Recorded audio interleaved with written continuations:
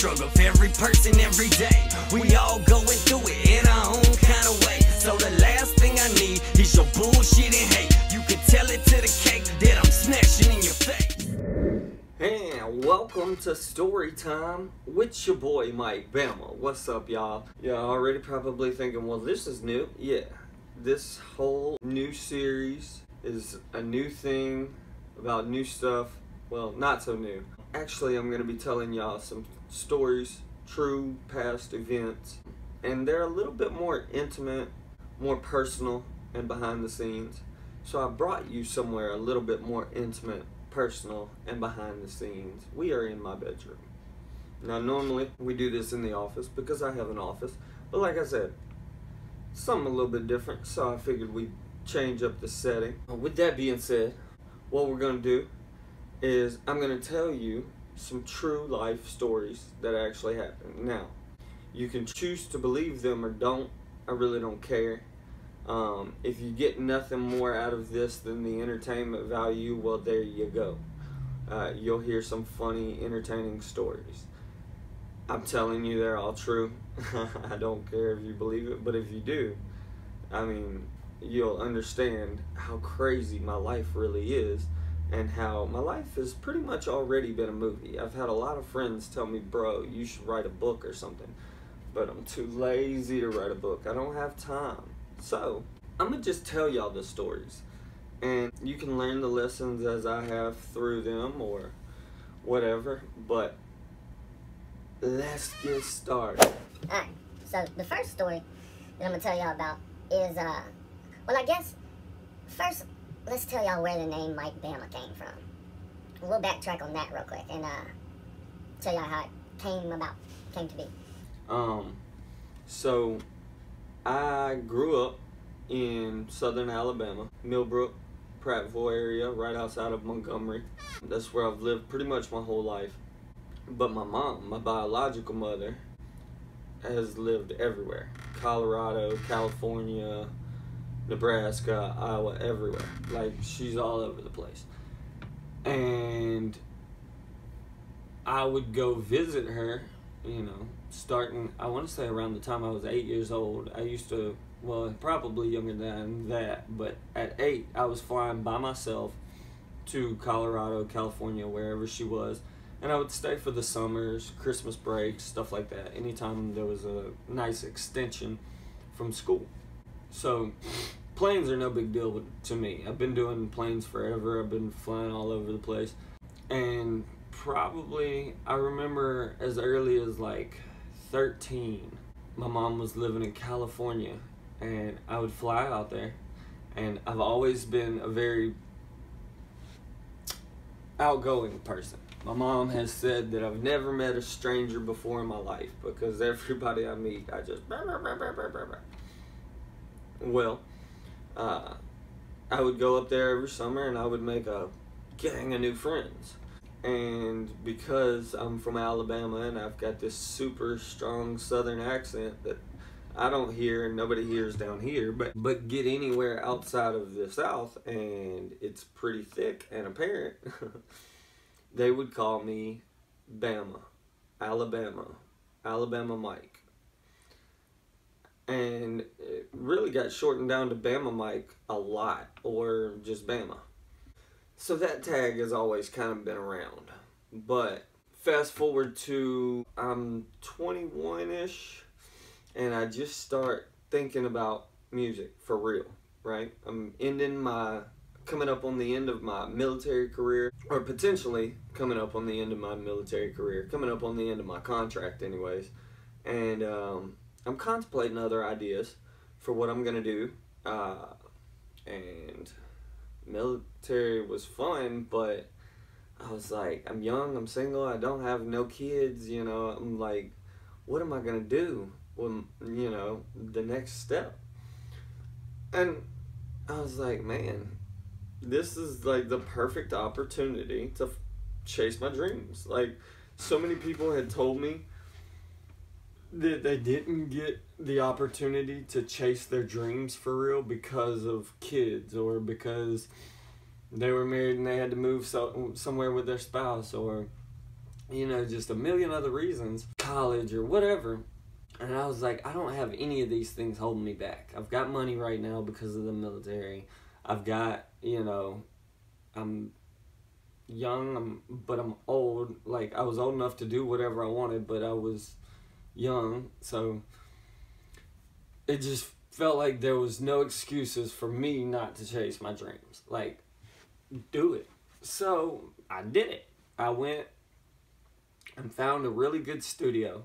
I Googled. Like, I had no other outlet. I didn't know anybody that does music. Like, I didn't even have artist friends on my Facebook at the time. So I Googled, like, nearby studios. And I looked up quality, you know, like, I found a good, high-rated one. I expected it to be expensive, so, you know, I found one that was fairly priced, but I was more concerned with it being a legit studio. So I found one, The Lab. I still remember this, The Lab Recording Studios in Omaha, Nebraska. And I went down there and recorded with Big Wade. That was the only opportunity I actually got with Big Wade, and it was still great work. The introduction, I mean, that song, I think you can even still go listen to it. It's super sick. But I recorded my very first track, and at the time I wasn't even sure. Like, a couple days before, I was trying to figure out, all right, so what's my rap name gonna be? And no joke, I thought about Mikey B at one point. Like, I think I even referenced that in the song.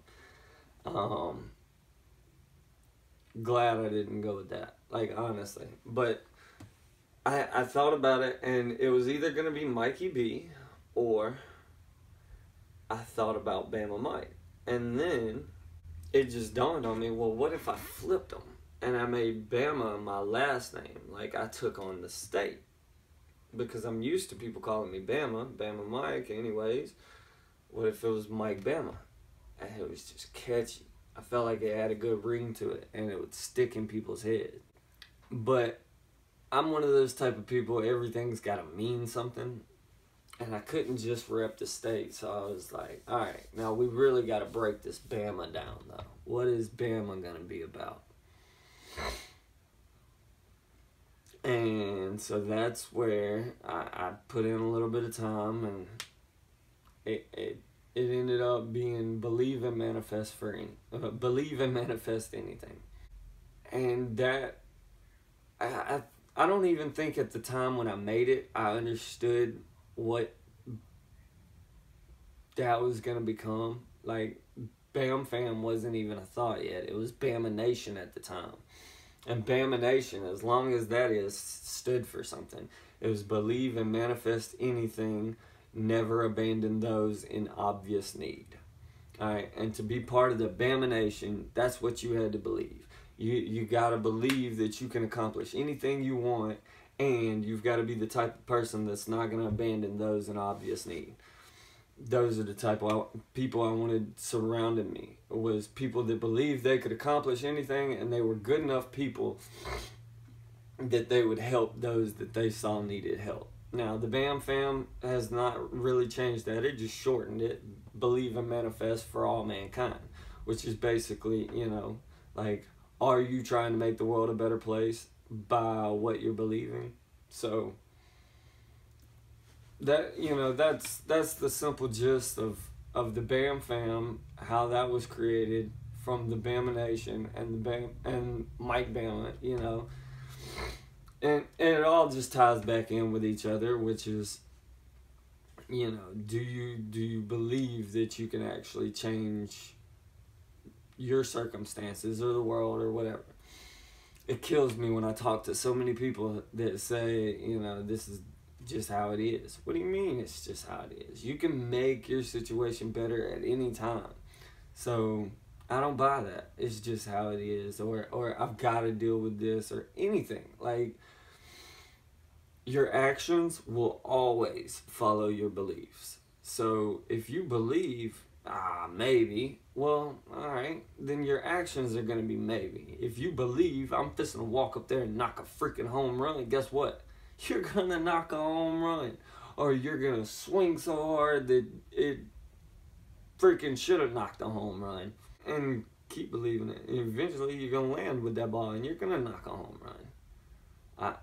I don't think there's an option in this where I fail, because I don't have that belief that I could fail.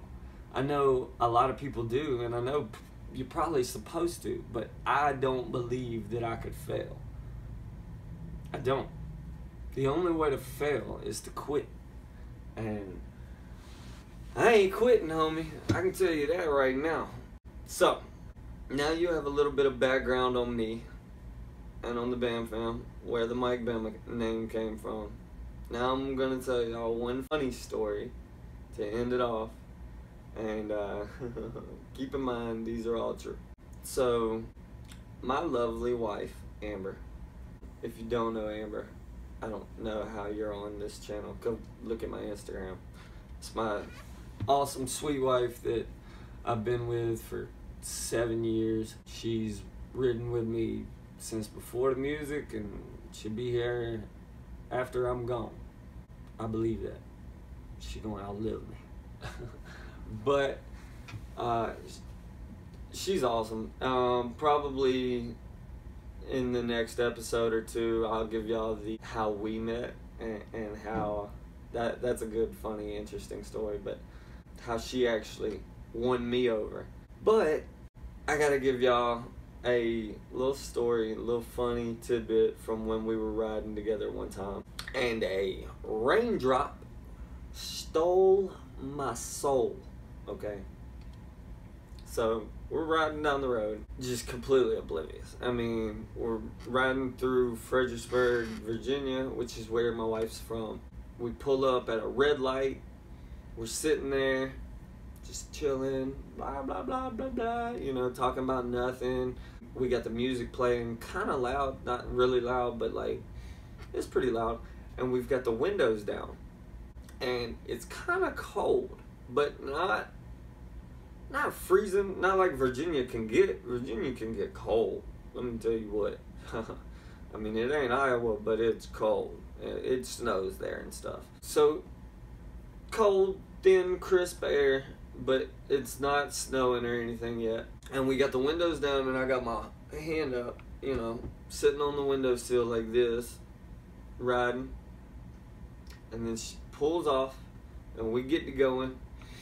And as we get to going, we're doing about 35, 40, just fast enough to push a water droplet down. It falls, right? Well, I am so oblivious, like White Widow oblivious, you know what I mean? I'm just lost in thought, spacing out. I may have even been talking or something. And out of nowhere, this one little drop that had been riding on the windshield has been pushed by this cold, crisp air around the side, and whew, it releases. And it hits me right here. Alright, this is a sensitive part of your skin, you know, so like even my fingers right now feel a little bit cold on it. At that moment in time,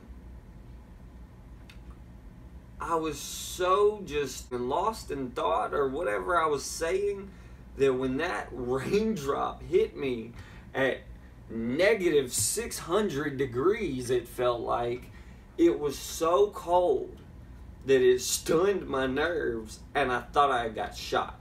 At minimum, a bullet just hit me. At worst, and a little bit more along the lines of what I was thinking, was my soul had just been ripped out. Like, it scared me because it took me so off guard.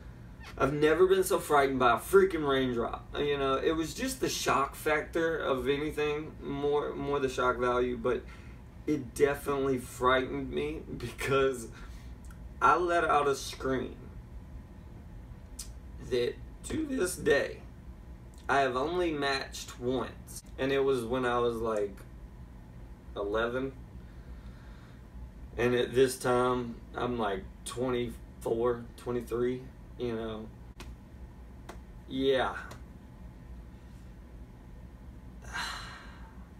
Okay, do you remember the little boy that got the Christmas present? It was a viral video and everybody laughed because he was so... Yeah, I sounded like a 9-year-old little girl. There's no other way to describe it. I sounded like a 9-year-old little girl. The sound that jumped out of my body didn't sound like it came from a grown man, that's for sure. It was a high-pitched, girl-like shrill of a scream. Like, way... I can't even match it because it was just that level of panic and fear. Yeah. Amber,